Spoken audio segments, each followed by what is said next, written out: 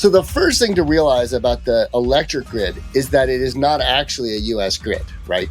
It is an amalgam of hundreds or even thousands of little grids, electric systems that have over time, over a century, slowly grown and connected in some ways. The U.S. electric grid is this almost like bizarre Rube Goldberg-like contraption that is almost magical that it works.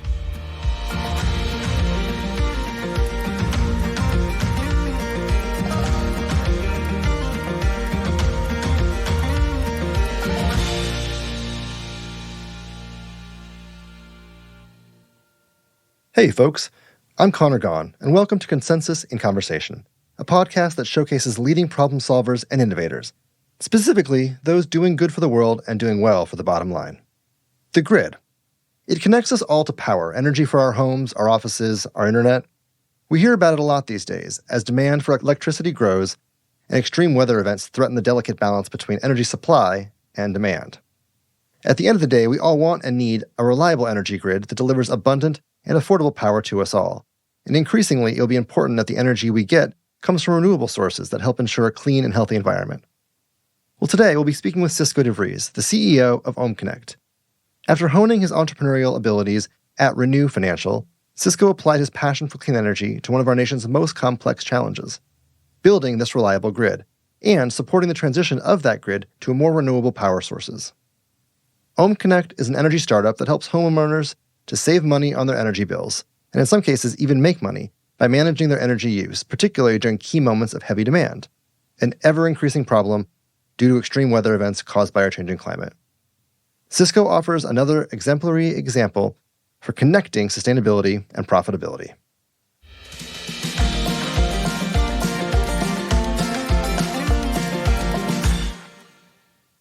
Thanks again for doing this. Super excited. So, Cisco, tell us a little bit about yourself. Let's start at the beginning. Where are you from? I grew up in the middle of nowhere in rural California, just outside of Yosemite National Park, up in the Sierra Nevada mountains, around 4,000 feet. Beautiful. A little place called Mariposa County. So did you grow up in California thinking, I'm going to solve the energy crisis, or did that come later? No, I can't imagine that. I thought when I was a kid, I wanted to be a truck driver. The thing I'll say, though, about growing up in the country, and we were on the end of a mile-long dirt road. I had a party line telephone. I don't know if people really know. We shared a phone line with our neighbors. But it was a beautiful and is a beautiful part of the country. It is a beautiful piece of nature. And I watched over the course of my life, and I'm coming to be 50 this year, I've watched the forest die because of climate change. Yeah. I've watched all the pine trees die, many of the oak trees die, and then fires come twice now through our and to our property. Our home has survived, our family home there, but it has really brought up close and personal this notion of climate change that can seem academic and about degrees Celsius. And it's very different when you go back to the place you grew up that is like a cornerstone of your identity and realize that it has totally and utterly changed in a ways that I can notice from year to year. And I think that has also helped me understand the nature and issues with climate change a little more viscerally. And it's something you hear more and more from folks across the country. You hear, people in Florida are recognizing it every day, and in Arizona and Colorado where the rivers are struggling. I think it's becoming real for folks. It's that part of the state of California is very red in the political spectrum. It's very rural, and it's also a lot of folks who know how to take care of themselves and take care of their property and raise animals. And I have had those conversations where people say, they're not necessarily willing to go there where the politics and the policies might need to go, but they are absolutely there to the reality that the climate has changed. And from there, where did you go to school? How did you begin your career? I went down to school at UC San Diego. I really enjoyed my time at UCSD. But after I left, I got the bug and I moved to Washington, D.C. And I'd been doing some work in politics and public relations and things like that. And I was in the U.S. Department of Energy working for the Secretary of Energy. And I really got this firsthand exposure to really the dynamic and changing landscape around energy, renewables, energy efficiency. And it really stuck with me. And I think that really kicked off what has become a career and a life focused on environmental and energy issues. So you're working for the Department of Energy in Washington, D.C. early in your career. How'd you end up as an entrepreneur from there? Almost entirely by accident. I did not plan to start and run companies. I really am in the business of solving problems. And I thought I was going to focus more on the public sector side of that. And obviously in energy, it's still a big component of what we do. But I went to graduate school at UC Berkeley and studied public policy and the work in economics. And I spent then time in government, particularly then after a few years as the chief of staff to the mayor of Berkeley, California. And it was there that I helped create a new financing product. And again, that's led to where I am now.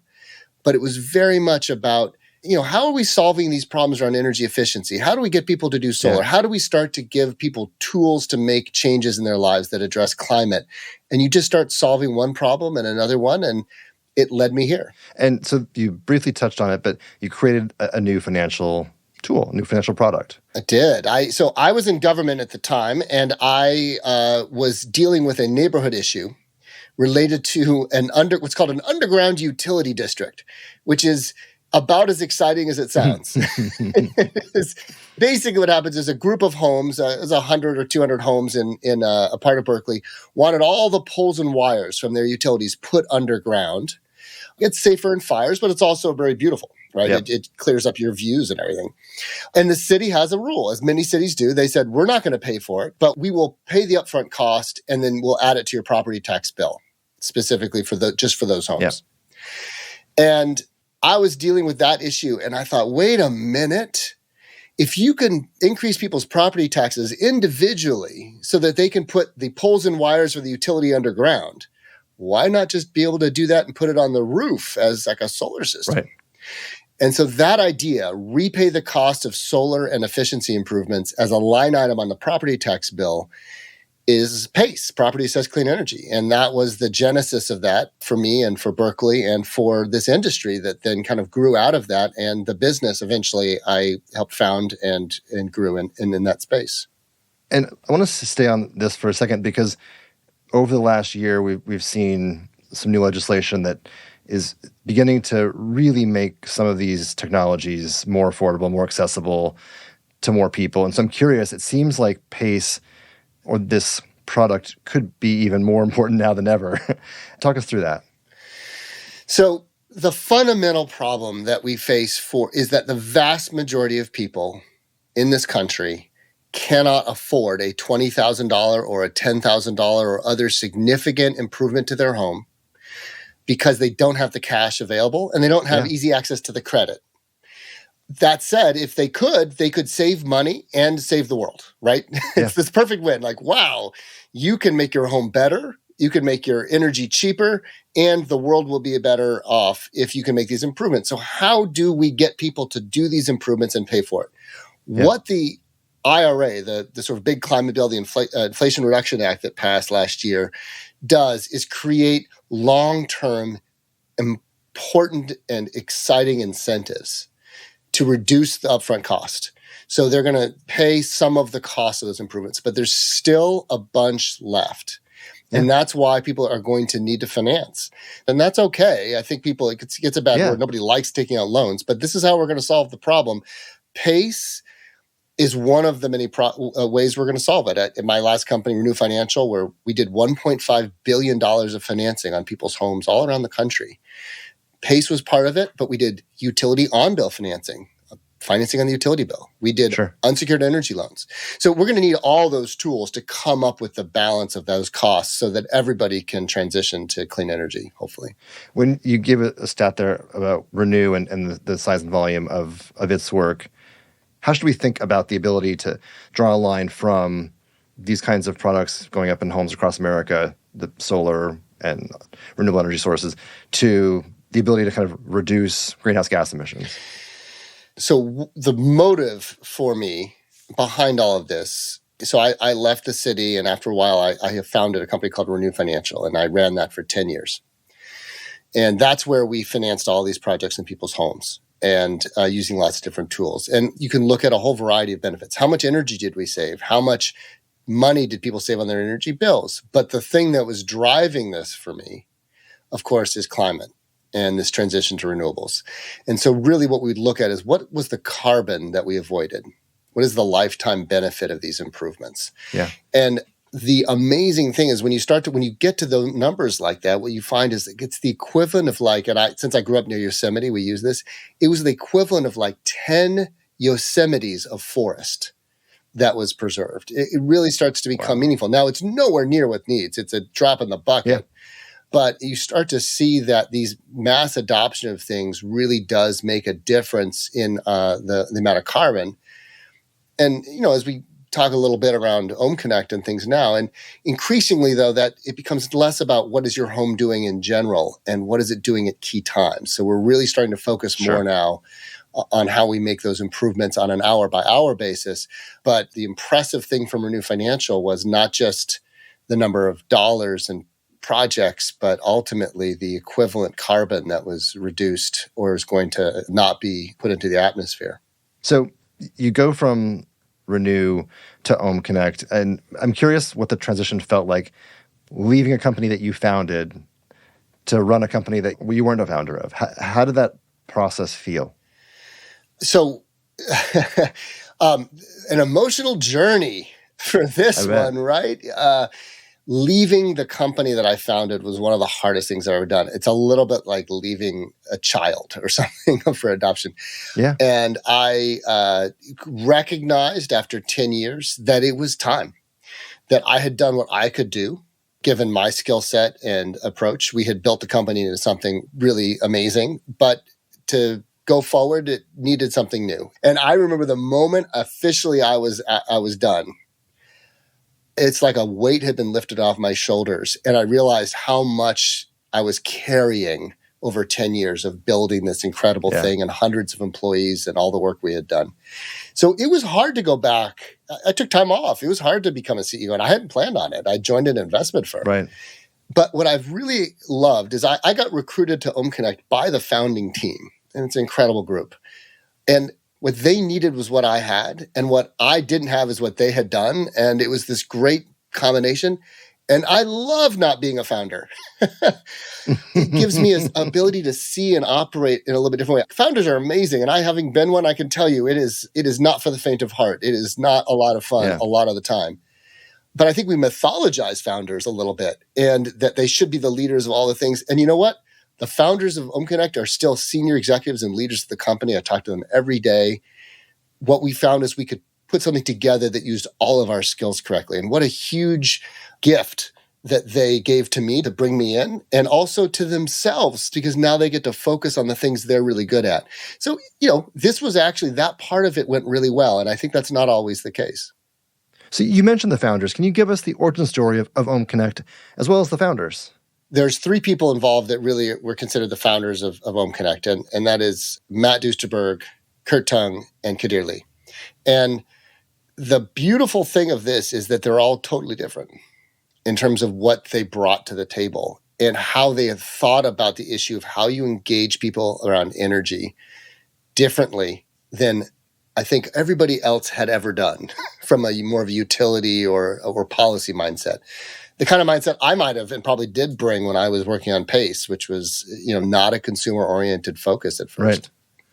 So you've got Matt, who was an energy trader and really understood how these energy markets functioned and where they were inefficient, where the problems were. And he was really focused on the fact that he could make a lot of money trading on the ups and downs, but wouldn't it be better if we could solve the problem of these huge swings in the volatility around energy? You've got Kadir Lee, who was the CTO of Zynga. So if you remember your brief addiction to Farmville, he sold 100 million alien space cows or something. And keep in mind that social gaming, like as a thing that just people do, didn't exist until Zynga really showed up. They pioneered social gaming, for better and for worse. It changed society. And he helped build that from zero to hundreds of millions of users all across the world. And then you have Kurt, who applied it from more of a marketing and consumer side. And so the three of them started to attack the problem. How do you get people to engage around energy from a different angle than all of the utility program people who had come before? These aren't ratepayers, they're customers. These we're creating games that are kind of fun and interesting that people can spend a minute or two a day on and get something rewarding out of. OhmConnect exists and has been successful because the three of them brought something very unique to the table and found each other early in a process. And then more importantly than that, they stuck with it because it's hard and it took a long time to figure it out. Okay, so how does OhmConnect actually work? There's two parts to what OhmConnect does that are really critical. So what we do is a customer signs up for OhmConnect. It's a free service. We will provide you free or discounted smart plugs or thermostats or other devices to help you put things in your home that use electricity under control, that you can control and that you can allow us to toggle as well when needed. We'll also give you the software and the platform, and we'll give you text messages and notifications when events are happening. And when you reduce energy, whether you take action yourself by going around your house to turning things down or just putting off the laundry, or whether you just set it and forget it and allow your devices to toggle on and off or off and on. Either way, what matters is, did you reduce energy use from what you normally use? And if so, we're going to pay you. And we're going to pay you for those reductions. And that is the reward you get. You also save energy on your bill, and that's another benefit you get. So it's great. So that's the customer side. In California, for example, we have well over 200,000 fully enrolled, engaged customers, nearly 300,000 appliances and devices in those homes that we control directly. Everything from hot water heaters and car chargers and battery storage all the way to just refrigerators and lights. Mm-hmm.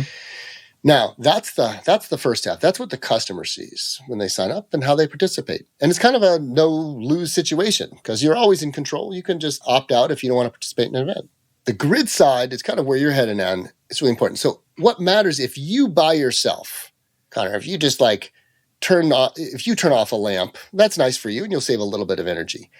What matters to the grid is not what you do by yourself that much. What matters is, do 100,000 homes reduce their energy use at exactly the same time, and can we predict exactly what's going to happen at once? And that's the other side of OhmConnect's really a magic, which is we have done so many events over so many years with so many people that we can predict with incredible certainty exactly how many megawatts we can reduce in demand at any given time all across the year, all across the day.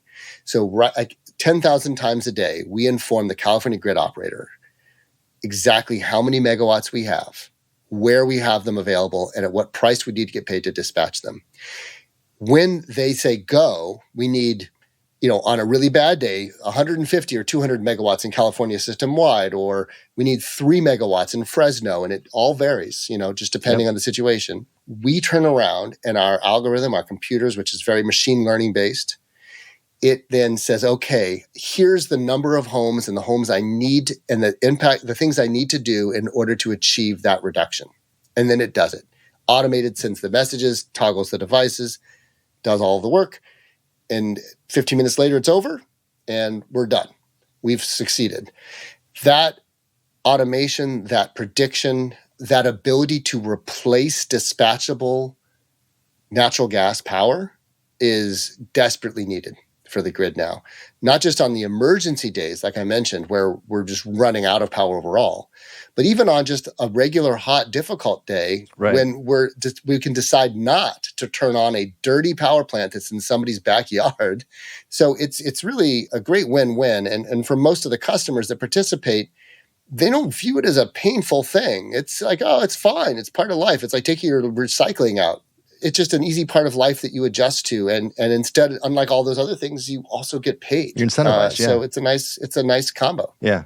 If you were to explain it to someone like they're 5, the energy grid, how would you explain it? So the first thing to realize about the electric grid is that it is not actually a U.S. grid, right?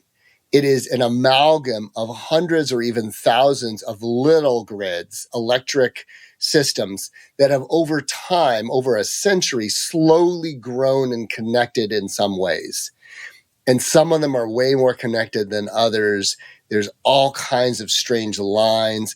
And so there is no U.S. electric grid. The U.S. electric grid is this almost like bizarre Rube Goldberg-like contraption that is almost magical that it works. It's one of the great inventions of human society.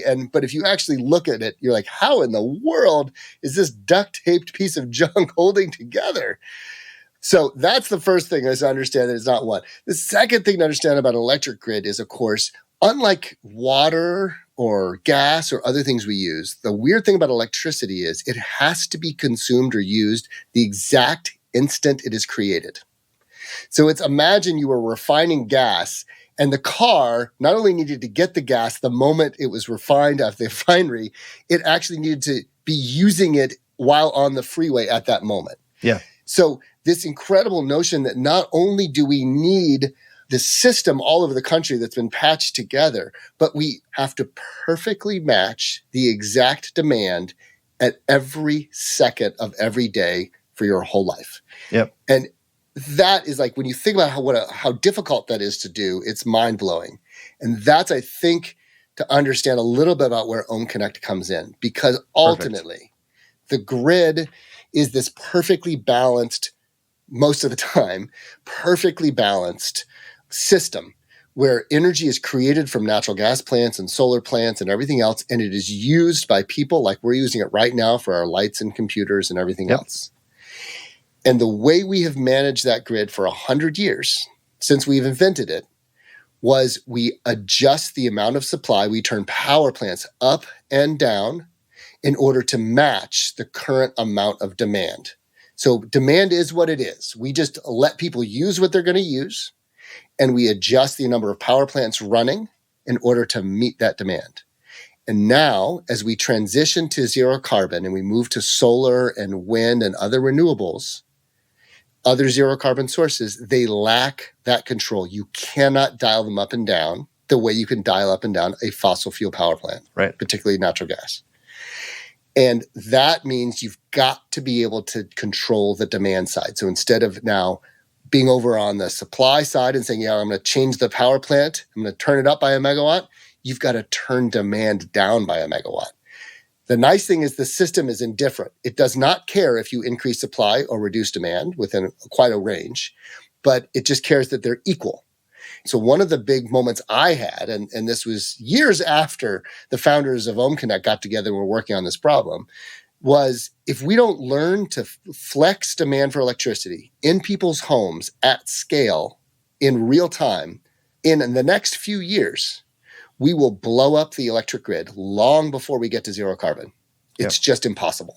There's no even theoretical way to do it in the time frame allotted to save the planet. And I couldn't believe that more people weren't freaking out about that. It's complicated, but this part of it's not. The demand has to flex, and we are not focused on that issue nearly enough. And then I met OhmConnect. And we talk about failures, systems blowing up. There was a very well-known example in Texas with Superstorm Uri. And I'm curious, as someone who is thinking about these challenges every day, what your take on that was, and what did we learn from that coming out of it? Yeah, so for those who don't remember, and I doubt anybody in Texas would be counted among that list, in February 2021, a severe winter storm kind of hit the southwestern part of the United States, the southeast, well, kind of the middle of the country in the south. And it was, this is climate change. It was unique. It was not a storm that we had seen before. It was colder and colder for longer than any of the modeling suggested would happen.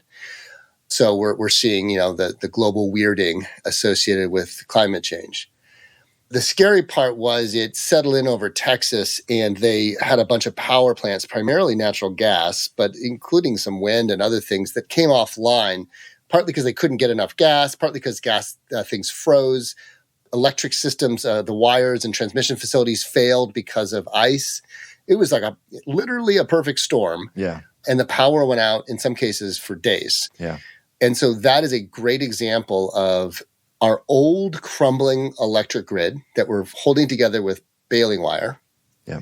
So we're all having these crazy, unique weather conditions.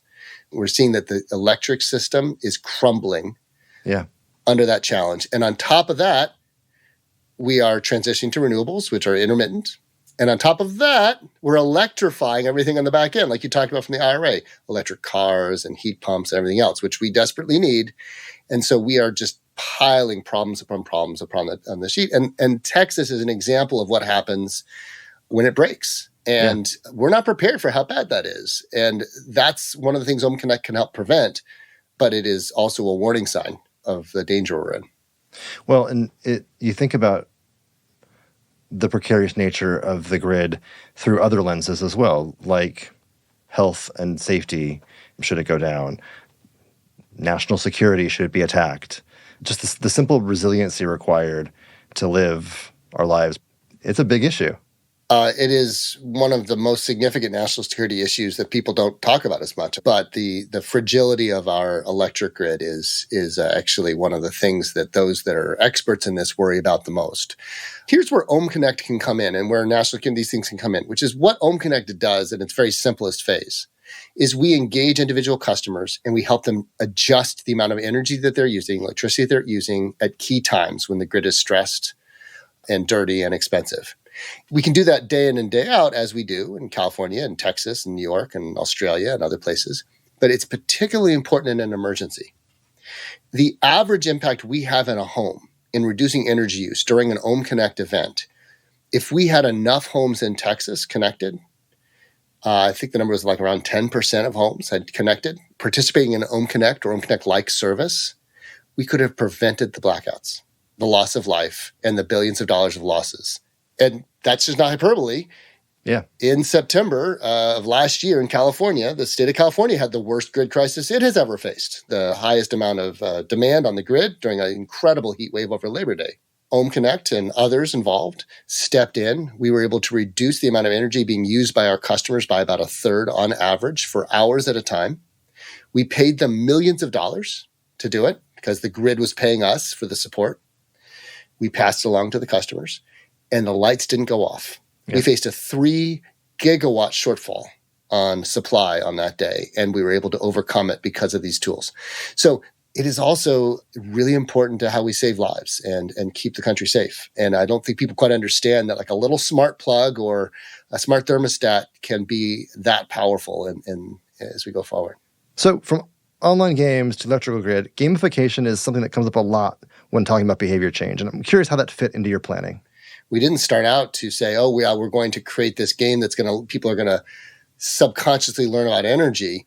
It was a game to get people to take action about very specific moments. But what's happened is that they've taken this demand response, like, hey, we teach you about once a week, maybe we ask you to turn down your energy use for an hour. But the process of doing that playing that game has taught you what's using energy and when.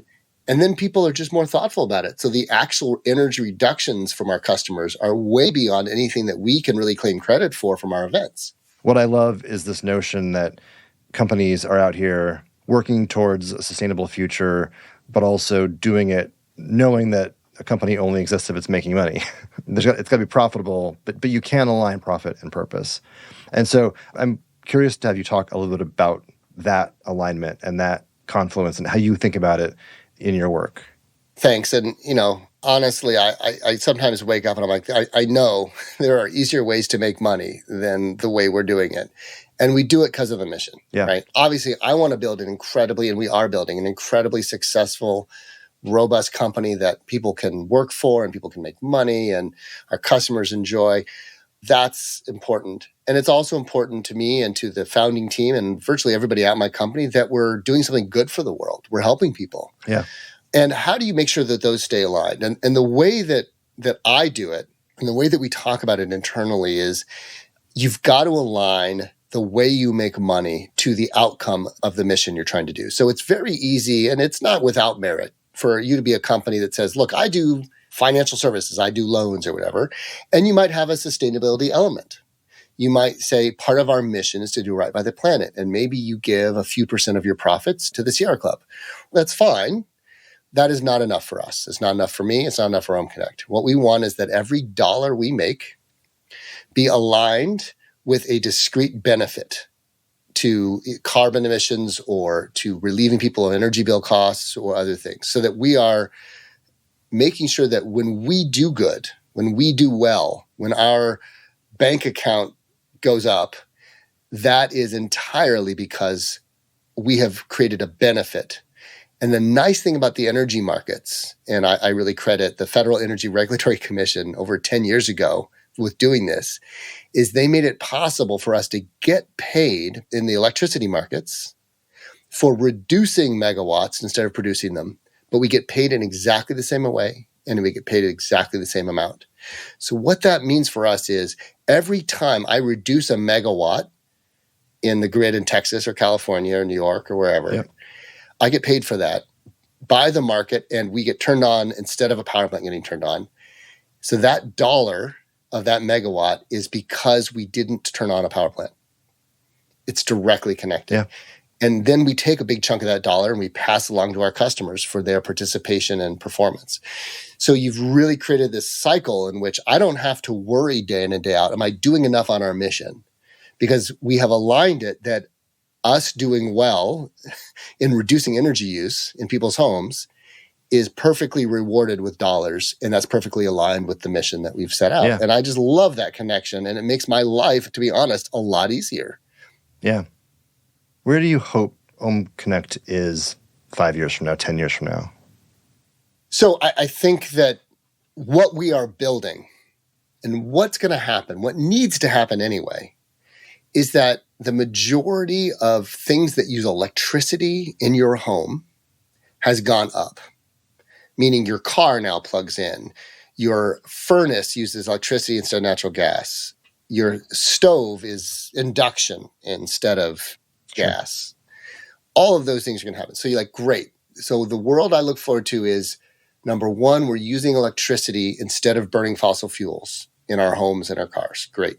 Number two, the electricity we're using to power it is increasingly zero carbon, mostly renewables. We know how to do both of these things. There's no problem with technology. Those technologies exist. Their price points are in line or getting there soon. And we know how to build solar plants incredibly cost effectively. It's the cheapest power on earth now.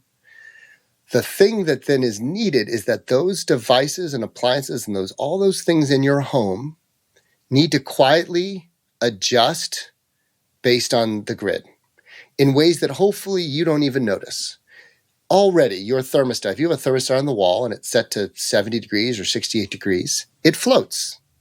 When it gets to 67 or 66 degrees, it'll turn on, it'll take it up to 70, and then it'll let it float back down. Things like just adjusting that so it floats a little further down, or maybe it cools earlier and then allows it to float through the evening. There's so many easy ways for us to control all these little devices in your home so that we're just not using energy when we don't need to. It's not a bummer. Your life isn't miserable. You're not sweating in the dark.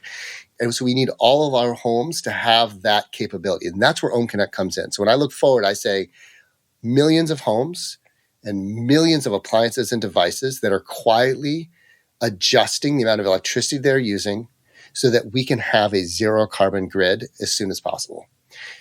And in the process of that, we're going to pay people millions and millions of dollars. And I feel like that's a really great place to be. There's nobody looks at that and goes, oh, that sucks. Like, no, that sounds pretty good. Right. And so that's where we're headed. That's what we're building. And I actually think we're going to be able to do it. And I hope we're going to be able to do it sooner than many would predict. And you said all these homes, millions and millions of homes. And I think that's actually a really important topic to talk about real quick, which is just how do we make sure that as we are addressing some of these big challenges, we're doing the right thing along the way for everybody and getting, everyone to see the benefits, and what's the route we need to be taking or the thoughts we need to be having along the way? Connor, I worry about this one a lot. Let me sort of phrase back to you what I think the problem is based on that excellent question. As we have been transitioning towards cleaner power and electric appliances and cars and things, we have not done so equally. We have made it so that people with means, people like me, probably people like you, who can afford an electric car or solar on their roof or own a home, we are getting cheaper, cleaner, more reliable power. Yep. Awesome. I have a car, my electric car. I like it better than I ever liked a nice car. I like it because it's just a better car. It works better. It requires less maintenance. It does all the things I want it to do, but better. So my life has been improved by the transition to clean energy, setting aside my job, of course, which also pays the bills and all of that. I think my home is more comfortable, my power is cheaper, and my car is more fun. Yeah. Awesome.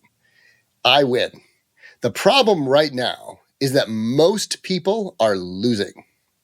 Most people are getting less reliable, more expensive, dirtier power. They're stuck with older, more polluting, more challenged vehicles. They do not get the benefit of induction heating or any of the other things. They're stuck. We are creating what I call an energy divide. A divide of the energy haves and have-nots, just like we did with the transition to from Ma Bell and your telephone to high-speed internet. Digital world, the digital divide. So here's where that's got to stop. Number one, we need everyone to transition. We don't have time to leave people behind. Number two, it's unethical. And number three, we will lose the political will to save the planet if we're leaving most of the people behind in the transition. If most people's lives are getting worse because of solar and efficiency and these things, they will stop voting for the kinds of policies and changes and people that will allow us to save the planet. And we can't let that happen. It's not ethical to leave them behind. It's also, even if you don't care about that, it just means we're not going to get it done. Right.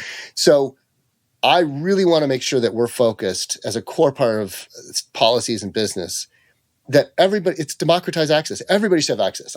We don't need to make it special for people who are lower income or higher income. Just say everybody gets access. One of the great things about OhmConnect is it's the same no matter who you are. We have thousands of customers in trailer homes. I have tens of thousands in apartments that rent apartments. I have people in mansions with multiple Teslas. Everybody participates in the same program. Everybody has the opportunity to earn money and rewards and win and help out. Yeah.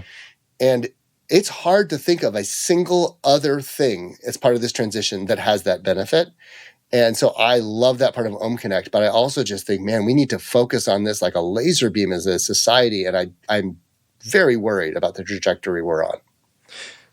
I mean, it segues to my last few questions, which are more inspirational in nature. And I think let's just stick with that particular example of the energy divide.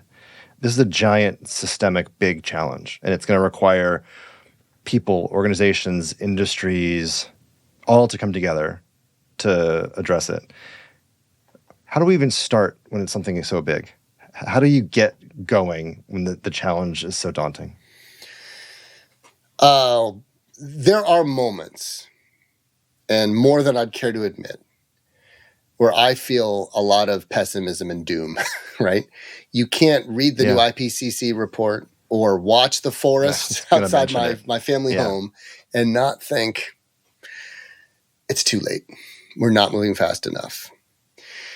And that might be true, but I would argue that it doesn't matter. We don't know. And all we can do is take a swing. Nobody's a monk. I still travel on airplanes. I know airplanes are bad for the climate. I try to minimize it, but you know what? Sometimes there's beauty. I took my son to the Amazon last month as a big trip when he's 12 years old, and to see a beautiful place under threat, but also just to see a different world. Yeah. And whatever carbon was involved in that, I think was worth it because it is part of being human and part of being on the planet. So it is not about being perfect or saying like, well, I can't do everything, so I might as well not do anything. The issue is just take a step.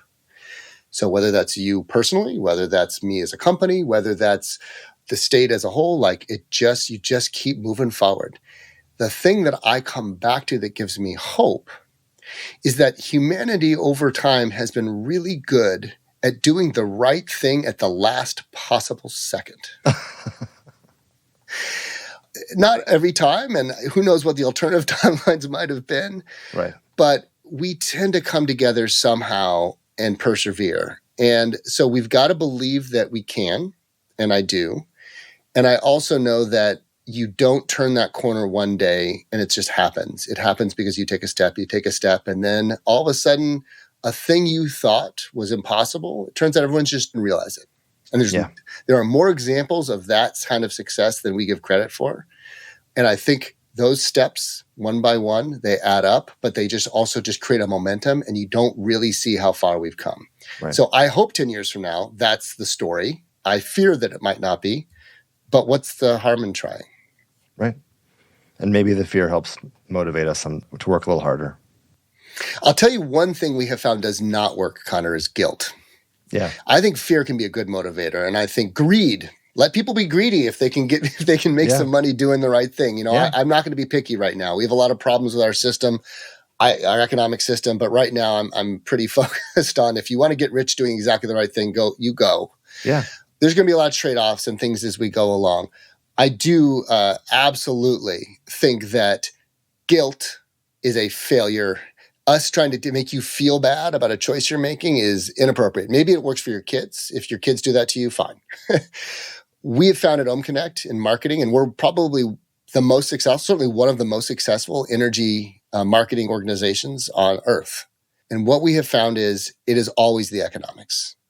People are making changes and choices because of the economics, because they save money, they want money, whatever it is.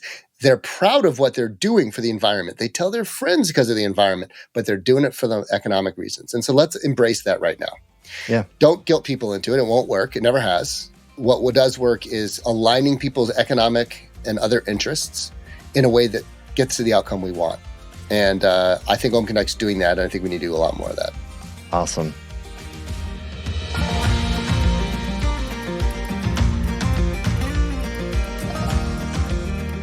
Thanks to Cisco for this fun conversation.